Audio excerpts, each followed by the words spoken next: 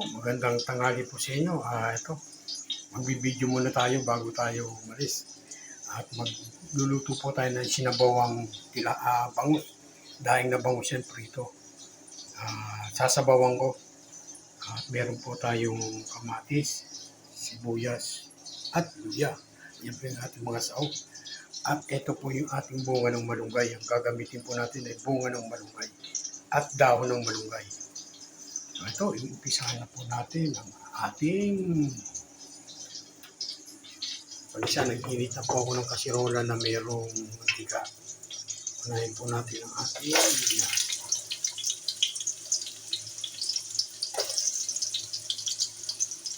Yung bangus po natin na napagod yan.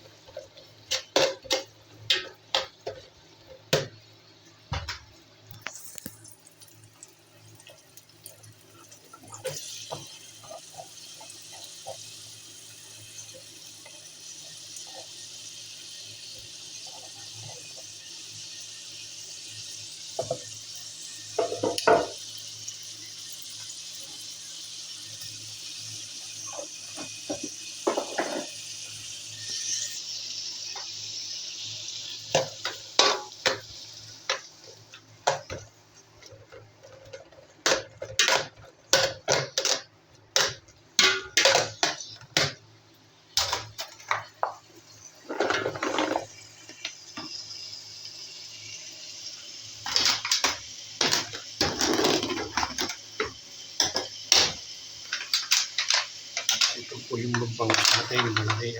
Hihiwain ko ng 4 na parte yan para yung sabawan namin.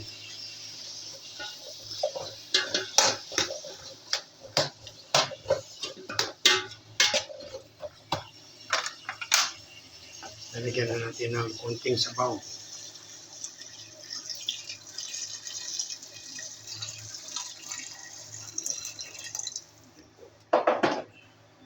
At tatakpan muna natin.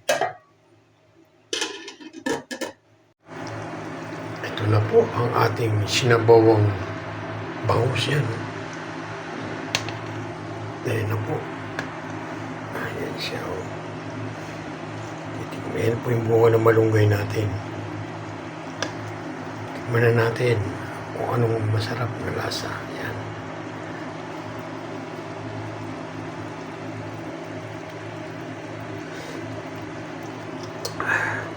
Masarap-sarap po.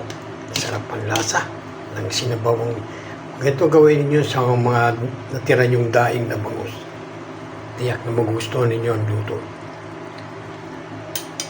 Sige po, hanggang dito lang po ang aking video. Maraming salamat po sa inyong lahat.